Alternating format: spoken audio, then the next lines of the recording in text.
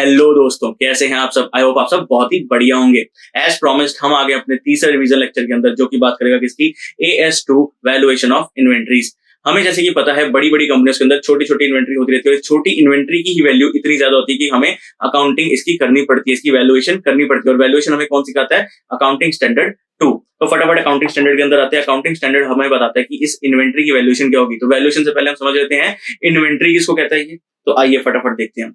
Inventory का मतलब as per AS2 क्या है? ऐसी assets which are held for sale in the ordinary course of business. मतलब जो धंधे की नॉर्मल कोर्स ऑफ बिजनेस के अंदर, जो मेरा धंधा है बेसिकली इस पे बेस्ड है, उसी नॉर्मल कोर्स ऑफ बिजनेस के अंदर मैं अगर किसी चीज एसेट को सेल करता हूं, उसको मैं क्या कहता हूं? इन्वेंट्री। या फिर वो यूज हो रही है in the process of production, मतलब कंज्यूम हो रही है। रॉ मटेरियल लेके आता हूं, उसको कंज्यूम करता हूं और एक फिनिश प्रोडक्ट बनाता हूं, तो raw material is my inventory. और या फिर वो प्रोसेस ऑफ प्रोडक्शन के अंदर जो है एज इट इज बेच जाती है, बट उसको प्रोसेस ऑफ प्रोडक्शन के अंदर जो हम उसको यूज कर रहे हैं। अगर ये तीन कंडीशन में से मैं किसी में भी फॉल कर जाता हूं, मैं किसी डेफिनेशन में कवर हो जाऊंगा AS2 की, तो मेरी क्या आ जाएगी? वो इन्वेंट्री मानी जाएगी। बट इसके अंदर जो है हमारी जो मशीनरी यूज हो रही है, स्पेयर्स यूज हो रहे हैं, तो हम इसको कहां वैल्यू करते हैं? AS10 के अंदर, प्रॉपर्टी प्लांट एंड इक्विपमेंट के अंदर। तो इसको कह दिया भाई ये तो आपकी इन्वेंट्री नहीं है। आइए फटाफट आगे चलते हैं। इसके अंदर कहते हैं कि AS2 जो है आपका कुछ जगह पे अप्लाई नहीं करता। AS2 जो है आपका कुछ जगह पे अप्लाई नहीं करता। क्या कहता है? वर्क इन प्रोग्रेस अगर आपका जनरेट हो रहा है कहां पे? कंस्ट्रक्शन कॉन्ट्रैक्ट्स के अंदर, ठीक है, वहां पे आपका AS2 नहीं लगता। वर्क इन प्रोग्रेस है किसका? सर्विस प्रोवाइडर का, ठीक है। यहाँ पे टेंजिबल सब्सटेंस की बात करें तो सर्विस प्रोवाइडर का कोई वर्क इन प्रोग्रेस है तो उसके ऊपर भी आपका AS2 अप्लाई नहीं करता। शेयर डिवेंचर और अदर फाइनेंशियल इंस्ट्रूमेंट, अगर स्टॉक एंड ट्रेड आपने रखे हुए हैं, अगर आपने इनको as a stock and trade रखा हुआ है, तो आपके ऊपर AS2 जो है नहीं लगता है। आगे चलते हैं और कहते हैं प्रोड्यूसर्स इन्वेंट्री, मतलब कि एग्रीकल्चरल प्रोड्यूस है, लाइव स्टॉक है, अगर आप इनको प्रोड्यूस करते हो तो आपके ऊपर AS2 जो है नहीं लगता। बट यहाँ पे ICAI का गाइडेंस नोट आ जाता है, जो हमें कहता है कि भाई आप इनको किस पे वैल्यू करोगे? नेट रियलाइजेबल वैल्यू पे जो है वैल्यू करोगे इन case of producers inventory. In case of producer inventory जो भी होती है live stock, agriculture produce, forest products या फिर सिमिलर काइंड के प्रोडक्ट्स जो होते हैं, इनको हम नेट रियलाइजेबल वैल्यू पे जो है वैल्यू करते हैं। तो आइए फटाफट हम सीखते हैं कि अब इन्वेंट्री तो पता चल गया हमें। इन्वेंट्री की डेफिनेशन के लिए हमें कंडीशन दी हुई है, या तो हेल्ड फॉर सेल है, या यूज इन प्रोडक्शन है, या फिर कंज्यूम्ड इन प्रोडक्शन है। अगर इन तीनों में से सेटिस्फाई होता है तो आपकी इन्वेंट्री हो गई। बट इन्वेंट्री को यहाँ पे दो भाग में डिवाइड कर दिया गया है। इन्वेंट्री दो तरीके की होती है यहाँ पे। एक होते हैं हमारे रॉ मटेरियल, एक होते हैं हमारे finish goods and the work in progress, जिसको हम WIP भी कहते हैं। रॉ मटेरियल तो आपके अलग हो गए। अभी हम बात करते हैं किसकी? फिनिश गुड्स और WIP की। अगर कोई इन्वेंट्री हमारी in the process of production है, in the process of production है, तो हम उसको कहते हैं कि वो इन्वेंट्री क्या कहलाई जाएगी? वर्क इन प्रोग्रेस कहलाई जाएगी। और अगर वो फाइनल प्रोडक्ट बन चुकी है तो हम उसको कहते हैं वो फिनिश गुड्स कहलाया जाएगा। तो यहाँ पे हम सीख रहे हैं वैल्यूएशन। तो फिनिश गुड्स और WIP का वैल्यूएशन कैसे होता है? लोअर ऑफ, मतलब इन दोनों में से जो भी कम होगा उस पर इसको वैल्यू कर देंगे। लोअर ऑफ कॉस्ट और नेट रियलाइजेबल वैल्यू। तो अब इसका मतलब क्या होता है? सर आपने तो कह दिया कि कॉस्ट और NRV में से जो भी कम होगा उस पर वैल्यू कर लेना, बट दोनों का मतलब क्या है? तो हम एक एक चल के इसका मतलब समझते हैं पहले तो नेट रियलाइजेबल वैल्यू क्या होती है? नेट रियलाइजेबल वैल्यू होती है कि जो आज की डेट में मुझे मार्केट में इसका प्राइस मिल जाएगा, उसको हम कहते हैं नेट रियलाइजेबल वैल्यू। तो इसको हम कैसे निकालते हैं? जो एक्सपेक्टेड सेलिंग प्राइस आएगा मेरा, उसमें से मैं अगर कॉस्ट टू सेल माइनस कर दूंगा तो मेरा क्या निकल आता है? Net realisable value in case of finish goods. But अगर मैं बात करता हूँ WIP की, क्योंकि WIP को भी सेम मेथड वैल्यू कर रहा हूँ। अगर WIP की बात करता हूँ तो उस केस में नेट रियलाइजेबल वैल्यू कैसे निकलेगी? उसमें निकलेगा मेरा एक्सपेक्टेड सेलिंग प्राइस, माइनस करूंगा उसमें से क्या? एक्सपेक्टेड सेलिंग एक्सपेंसेस, और माइनस कर दूंगा क्या? Expected cost of completion. अब मैं sir expected cost of completion क्यों माइनस किया? बिकॉज मैं NRV up to the date, जहां तक वो कंप्लीट है उस डेट की NRV निकालना चाहता हूं। बिकॉज मुझे एक्सपेक्टेड सेलिंग प्राइस किसका गिवन होगा? फिनिश गुड्स का गिवन होगा। तो मैंने फिनिश गुड्स में से मैं कह दूंगा कि भाई मेरा इतना खर्चा भी इस इन्वेंट्री को और लगेगा फिनिश गुड बनाने के अंदर, इसलिए मैं उसकी कॉस्ट को यहां से घटा देता हूं, जो भी मेरी एस्टिमेटेड कॉस्ट ऑफ कंप्लीशन होती है। तो इससे मेरी NRV ऑफ WIP आ जाती है। ओके जी, यस सर। तो हमें फर्स्ट लेग तो क्लियर होगी। तो हम फिनिश गुड्स और WIP के केस में उनको वैल्यू कैसे करते हैं? कॉस्ट और NRV, whichever is lower। तो NRV मुझे पता चल गया सर, वो expected selling price minus expected selling expenses. उसमें से अगर मैं माइनस कर देता हूँ क्या? Expected cost of completion. तो मेरा WIP की NRV आ जाती है। अगर मुझे फिनिश गुड्स की निकालनी तो मैं एक्सपेक्टेड कॉस्ट ऑफ कंप्लीशन जो है माइनस नहीं करता, बिकॉज वो अब ऑलरेडी कंप्लीटेड गुड्स हैं। अब बात करते हैं सर कॉस्ट की। कॉस्ट का मतलब क्या होता है सर? यहाँ पे कॉस्ट का मतलब होता है, यहाँ पे तीन चीजें बताते हैं। एक तो कॉस्ट ऑफ परचेज, एक होती है कॉस्ट ऑफ कन्वर्जन, एक होती है अदर कॉस्ट। ठीक है, एक होती है कॉस्ट, एक कॉस्ट ऑफ परचेज, एक कॉस्ट ऑफ कन्वर्जन, और एक होती है अदर कॉस्ट। Right sir. आइए आगे बात करते हैं। अब कॉस्ट ऑफ परचेज क्या होती है, हम यहाँ पे लिखना शुरू करते हैं। सर कॉस्ट ऑफ परचेज के अंदर में क्या आता है? मटेरियल की बात करते हैं। सर इसकी बात करता है जो मटेरियल लगेगा माल को बनाने में, उसको हम क्या कहते हैं? Cost of purchase. Cost of conversion में यहाँ पे बात करते हैं, आपने कॉस्टिंग में भी पढ़ा होगा, ठीक है, लेबर हो गया, ठीक है, लेबर हो गया, डायरेक्ट एक्सपेंसेस हो गए, ठीक है, ओवरहेड्स हो गए, ओवरहेड्स भी दोनों तरह के, वेरिएबल ओवरहेड्स हो गए और फिक्स्ड ओवरहेड हो गए, ठीक है। तो ये होती है हमारी कॉस्ट ऑफ कन्वर्जन, इसको कहते हैं हम कॉस्ट ऑफ कन्वर्जन, ठीक है। और इसके बाद अगर कुछ एंसिलरी कॉस्ट लग रही है तो उसको भी हम यहाँ पे जो इंक्लूड कर लेते हैं। अभी आप बात करते हैं cost of purchase, cost of purchase की बात करते हैं।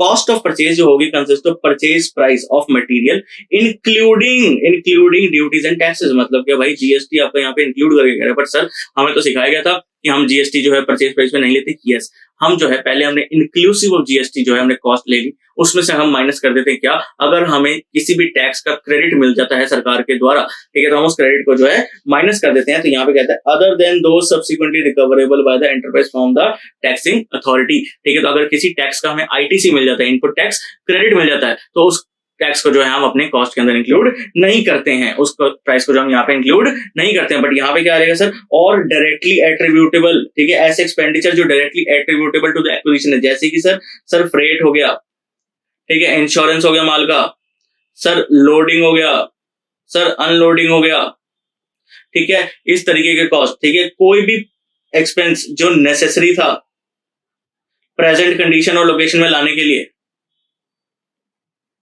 एंड लोकेशन, ठीक है, प्रेजेंट कंडीशन और लोकेशन में लाने के लिए जो भी एक्सपेंस जरूरी था, सारा का सारा जो है कॉस्ट ऑफ परचेज का पार्ट बनता है। बट यहां से हमारा रिड्यूस क्या हो जाता है, यहां से हम जो है माइनस कर देते हैं। माइनस सर किसको करते हैं, कोई भी अगर बाय प्रोडक्ट जनरेट हो रहा है हमारा प्रोडक्शन के द्वारा, कोई भी बाय प्रोडक्ट जनरेट हो रहा है और उसको हम बेच के कुछ पैसा कमा सकते हैं। सपोज हम सीमेंट खरीद के लेके आए, या तो हम ट्रेडिंग कर रहे हैं, सीमेंट खरीद के लेके आए, हमें कट्टे मिल गए, ठीक है, मिट्टी के कट्टों को जो है हम आगे जाके बेच सकते हैं, उसमें थोड़ा बहुत पैसा जो है रिकवर हो जाएगा। तो हम क्या कहते हैं भाई, सेल प्रोसीड्स जो है माइनस कर दो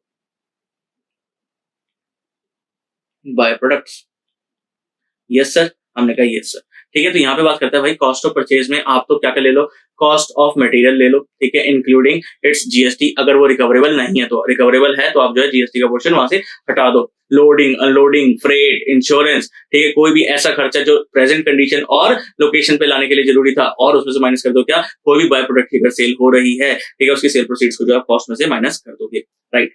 ठीक है, हम बात करते हैं अगला पार्ट क्या आता है सर, हमारा कॉस्ट के अंदर तीन भाग थे, एक था कॉस्ट ऑफ परचेज, दूसरा क्या था sir, cost of conversion. Cost of conversion के अंदर हम बात करते हैं क्या होता है कॉस्ट ऑफ कन्वर्जन। यस, ठीक है। तो यहाँ पे कॉस्ट ऑफ कन्वर्जन के अंदर हमने कहा था सर, यहाँ पे आते हैं आपके लेबर, ठीक है, यहाँ पे आते हैं आपके ओवरहेड्स, ठीक है, ओवरहेड्स आते हैं, तो ओवरहेड्स भी आपके दोनों आते हैं, वेरिएबल भी और फिक्स्ड भी आते हैं सर। हमने कहा यस सर, आइए देख लेते हैं, एक बार पढ़ लेते हैं। Cost of conversion include cost directly related to production, that is direct labour. They also include overhead both fixed and variable that are incurred in converting the raw material to finish goods, ठीक है। तो अगर जो भी हमारा overhead इनकर हो रहा है, ठीक है, उसको भी जो हम यहाँ पे इंक्लूड कर लेते हैं अपने, ठीक है, for calculating cost of conversion, ठीक है। अब यहाँ पे हमने क्या किया सर, ओवरहेड हमने कैलकुलेट कर लिए, ओवरहेड कैलकुलेट कर लिए। तो वेरिएबल ओवरहेड कैसे एलोकेट होगा, जो आपकी एक्चुअल प्रोडक्शन हो रही है उसके बेसिस पे जो वेरिएबल ओवरहेड तो एलोकेट हो जाएगा। बट फिक्स्ड ओवरहेड के केस में हम सर क्या करना पड़ता है, फिक्स्ड ओवरहेड जो है पर यूनिट कैसे निकलेगा, वो निकलता है सर फिक्स्ड प्रोडक्शन ओवरहेड जो भी लगा हमारा, ठीक है, हम डिवाइड कर देंगे उसको किससे, एक्चुअल प्रोडक्शन और budgeted production which ever is higher, ठीक है। इन दोनों में से जो भी ज्यादा होगा उससे हम डिवाइड करके जो हम क्या निकालेंगे, फिक्स्ड ओवरहेड पर यूनिट, और इसकी कॉस्ट जो हम एलोकेट कर देंगे किसको, ठीक है, in the cost of conversion, right sir. ठीक है, अब हम बात करते हैं यहां से हमने क्या सीखा सर, हमने कहा सर हमने ले ली कॉस्ट ऑफ परचेज ले ली, हमने सर कॉस्ट ऑफ कन्वर्जन ले ली। यस सर, ठीक है। अगर सर अदर कॉस्ट लगी थी to bring the inventory to present location और कंडीशन, हमने वो भी ले ली, तो ये आ गई हमारी टोटल कॉस्ट। अब मुझे कॉस्ट पर यूनिट निकालनी है, ठीक है, कॉस्ट पर यूनिट निकालनी है, तो मैं क्या करूंगा, इससे डिवाइड कर दूंगा किससे, ठीक है, इसको मैं डिवाइड कर दूंगा किससे, नंबर ऑफ यूनिट से। बट यहाँ पे क्या होगा, number of units minus normal loss units, normal loss units. Sir अब ये क्या होता है नॉर्मल लॉस और क्या होता है, हमने पहले भी पढ़ा था, हम दोबारा पढ़ लेते हैं कि भाई लॉस हमारा दो तरीके का होता है धंधे का, एक होता है नॉर्मल लॉस, एक होता है एबनॉर्मल लॉस। इसको छोटे से एग्जांपल से समझते हैं। सपोज एक वेंडर है जो कि मंडी के अंदर टमाटर बेचता है, वो टमाटर लेके आता है, उसके टमाटर जब आते हैं, कुछ टमाटर जो है दब जाते हैं, ठीक है, नॉर्मल वेयर एंड टियर है, वो टमाटर जो यहाँ तक पहुंचते हैं, कुछ टमाटर दब जाते हैं, वो बिकने लायक नहीं होते, तो वो क्या कहता है कि भाई जब सामने वाले को बेचता है सामान, तो वो उस टमाटरों की भी कॉस्ट जो है इंक्लूड कर लेता है सारे टमाटर जो सेलिंग प्राइस है वो चार्ज कर रहा है, क्योंकि सामने वाले को कहता है कि सर अगर आप जाके लेके आओगे, आपके भी टमाटर जो है इतने दब जाएंगे, ठीक है, ये नॉर्मल कोर्स ऑफ बिजनेस के अंदर लॉस हो रहा है, अगर कोई भी जाके लेके आएगा तो उतने टमाटर जो है उसको दबे मिलेंगे, खराब मिलेंगे, इसकी वजह से उसकी कॉस्ट तो इतनी आएगी ही आएगी। बट अगर सपोज वो टमाटर लेके आ रहा था, उसका ट्रक पलट गया, ठीक है, और आधे टमाटर जो है खराब हो गए, वो कहता है कि सर जो आधे टमाटर खराब हो गए, मैं उसकी कॉस्ट भी आपके प्राइस से चार्ज कर लेता हूँ। सामने वाले कहेगा सर ऐसा नहीं होता, अगर मैं लेके आऊंगा तो जरूरी थोड़ी मेरा भी ट्रक पलट जाए, तो ये तो आपका एबनॉर्मल लॉस है, या आपकी गलती की वजह से हुआ है, या फिर आपके सर्कमस्टांसेस खराब थे इस वजह से लॉस हुआ है, ये नॉर्मल कोर्स ऑफ बिजनेस का लॉस नहीं है। तो इसलिए क्या करेंगे हम एबनॉर्मल लॉस को सीधा जो है खर्चे में डाल देते हैं, डेबिट कर देते हैं प्रॉफिट एंड लॉस अकाउंट के अंदर। बट जो नॉर्मल लॉस होता है, जो नॉर्मल कोर्स ऑफ बिजनेस के अंदर लॉस हो रहा है, उसको हम क्या चार्ज कर देते हैं, उसको जो है हम जो चार्ज कर देते हैं अपने कॉस्ट के अंदर चार्ज कर लेते हैं और अपने सेल प्राइस से रिकवर कर लेते हैं, राइट। तो यहाँ पे जो हम क्या करेंगे, टोटल कॉस्ट लेंगे, डिवाइड करेंगे उसको number of unit minus normal loss unit से, जिसकी वजह से मेरा जो है नॉर्मल लॉस की कॉस्ट जो है रिकवर हो जाएगी मेरी सेलिंग प्राइस के थ्रू, राइट सर। यस, तो नॉर्मल लॉस और एबनॉर्मल लॉस के क्वेश्चन जो है बहुत पूछता है ICAI, तो इसका एक फेवरेट टॉपिक है, तो इसलिए ये चीज ध्यान रखना सर। यस सर, आइए हमने पढ़ लिया सर ज्वाइंट प्रोडक्ट और बाय प्रोडक्ट की, इसकी जो भी सेल प्राइस होता है, ठीक है, हम जो उसको जो है माइनस कर देते हैं ज्वाइंट कॉस्ट में से, ज्वाइंट कॉस्ट में से इसकी NRV को जो है माइनस कर देते हैं। यस सर, आइए कन्वर्जन कॉस्ट के अंदर हमने पढ़ लिया सर ओवरहेड्स होते हैं। ओवरहेड्स कौन से होते हैं, फिक्स होते हैं, वेरिएबल। वेरिएबल जो होते हैं वो एक्चुअल प्रोडक्शन पे लग जाते हैं, और फिक्स जो होते हैं इन दोनों में से जो भी हायर होता है उसके ऊपर जो क्या लग जाते हैं, फिक्स हो जाते हैं। डायरेक्ट लेबर, एक्चुअल जो लेबर यूज हो रही है मेरी उसके ऊपर लगता है। और ज्वाइंट कॉस्ट क्या होती है, ज्वाइंट कॉस्ट होती है हमारी क्या, ठीक है, जो भी सेल वैल्यू आप ले रहे हो, ठीक है, जो भी सेल वैल्यू ले रहे हो, ठीक है, उसको आप मान लो कि ज्वाइंट कॉस्ट, ठीक है, जो भी आपकी सेल वैल्यू एट सेपरेशन है या फिर सेल वैल्यू एट कंप्लीशन है, वो आपकी हो रही है मेन या ज्वाइंट प्रोडक्ट की, ठीक है। और अगर कोई बाय प्रोडक्ट आ रहा है उसको आप मेजर करोगे किस पे, NRV के अंदर मेजर करोगे, और इसकी कॉस्ट जो है माइनस कर दोगे, किसकी कॉस्ट है, ज्वाइंट प्रोडक्ट की कॉस्ट से जो है बाय प्रोडक्ट की कॉस्ट को आप माइनस कर दोगे। अब यहाँ पे बात करते हैं सर एक्सक्लूजन क्या क्या होंगे सर, एक्सक्लूजन क्या होंगे from the cost of inventories, क्या क्या आपको कॉस्ट के अंदर नहीं डालना है, क्या क्या कॉस्ट के अंदर नहीं डालना है। तो यहाँ पे बात करते हैं भाई एबनॉर्मल लॉसेस तो नहीं डरेंगे, abnormal losses नहीं करेंगे because they are not occurring in the normal course of business. Yes sir, storage cost, ठीक है, स्टोरेज कॉस्ट जो है आपकी जो है नहीं लगेगी अनलेस प्रोडक्शन प्रोसेस की रिक्वायरमेंट है कि वो स्टोरेज होना चाहिए, ठीक है। अनलेस प्रोडक्शन प्रोसेस ही हमारी नहीं हो पाएगी, अगर आप स्टोर नहीं करके रखोगे इन्वेंट्री, वो प्रोडक्शन प्रोसेस जो सही काम नहीं करेगी, इसलिए हम स्टोरेज कॉस्ट को वैसे तो इंक्लूड नहीं करते, बट अगर हमारी प्रोडक्शन प्रोसेस की रिक्वायरमेंट है तो हम स्टोरेज प्रोसेस कॉस्ट को जो है इंक्लूड कर लेंगे। एडमिनिस्ट्रेटिव ओवरहेड नहीं होते, और सेलिंग एंड डिस्ट्रीब्यूशन कॉस्ट भी आपका जो है कॉस्ट ऑफ इन्वेंट्री का पार्ट नहीं बनती है, राइट सर। अब यहाँ बता रहे कॉस्ट फॉर्मूला, हमारे दो फॉर्मूला दिए हुए हैं, एक होता है वेटेड एवरेज मेथड, ठीक है, और एक होता है फीफो मेथड। ये चीज आप पढ़ के आए होंगे। फीफो होता है first in first out method, और वेटेड एवरेज बेसिस पे हम जो है सबको वेटेड एवरेज निकाल देते हैं अपनी इन्वेंट्री की एवरेज कॉस्ट के बेसिस पे, इन्वेंट्री को वैल्यू करते हैं तो उसको कहते हैं वेटेड एवरेज मेथड करते हैं। यस सर, ठीक है। Other techniques of cost measurement, ठीक है, तो यहाँ पे बात करते हैं कि कॉस्ट मेजरमेंट की और क्या टेक्निक्स हैं। सर कॉस्ट मेजरमेंट की बहुत सारी टेक्निक्स हो सकती हैं, जैसे कि सर, ठीक है, यहाँ पे बात करते हैं, पहली आती है हमारी क्या, स्टैंडर्ड कॉस्टिंग, ठीक है। स्टैंडर्ड कॉस्टिंग भी आपने पढ़ी होगी, ठीक है। स्टैंडर्ड कॉस्टिंग जो हमारा कॉस्ट अकाउंटेंट निकाल के देता है, ठीक है, हम वेरिएंस निकालते हैं, वेरिएंस एनालिसिस करते हैं, एक्चुअल वर्सेस जो स्टैंडर्ड था उसके बेसिस पे हम जो वैल्यू करते हैं, इसको हम कहते हैं स्टैंडर्ड कॉस्टिंग टेक्निक। इसके ऊपर कोई क्वेश्चन नहीं है, ठीक है, और आपसे ये ज्यादा पूछा भी नहीं जाता और ये फॉलो भी नहीं किया जाता, ठीक है। दूसरा आता है क्या, दूसरा आता है sir retail price method. Sir ये क्या होता है कि सपोज अगर एक छोटा सा बिजनेसमैन, ठीक है, और वो ट्रेडिंग करता है प्रोडक्ट की, ठीक है, और उसका फिक्स जीपी मार्जिन है, ठीक है, सब पे ऑलमोस्ट सेम ही जीपी मार्जिन चार्ज करते हैं कि 10% प्रॉफिट रखूंगा और जो है माल बेच दूंगा, तो उस केस में क्या हुआ, इसका कंसिस्टेंट जीपी मार्जिन है, तो हम क्या कहेंगे, जो भी उसका सेल प्राइस है, जो भी उसका रिटेल प्राइस है, क्या करते हैं यहाँ पे हम, जो भी उसका रिटेल प्राइस है, ठीक है, उसमें से माइनस कर देते हैं उसका क्या, जीपी मार्जिन, ठीक है, जो निकल के आता है उसको हम कहते हैं, ये हमारी होगी क्या जी, कॉस्ट होगी इन case of retail price method. तो ये किसके लिए वैलिड है, ये वो छोटे छोटे बिजनेसेस यूज करते थे जिनका कंसिस्टेंट जीपी मार्जिन और वॉल्यूमिनस गुड्स में जो है ट्रेडिंग वो कर रहे हैं। तीसरा आता है सर, तीसरा आता है sir actual cost technique. Sir actual cost technique जो अभी आप पढ़ के आए, विच इज मटेरियल, ठीक है, कॉस्ट ऑफ कन्वर्जन, ठीक है, कॉस्ट ऑफ परचेज भी कहते हैं इसको, ठीक है। तो आप जो इसको एक्चुअल में जो पढ़ के आए इसको हम कहते हैं actual cost technique. I hope यहां तक आपको जो है क्लियर होगा, राइट। चलिए आगे। ओके जी, एनआरवी निकालनी हमें आ गई है, comparison of cost and NRV.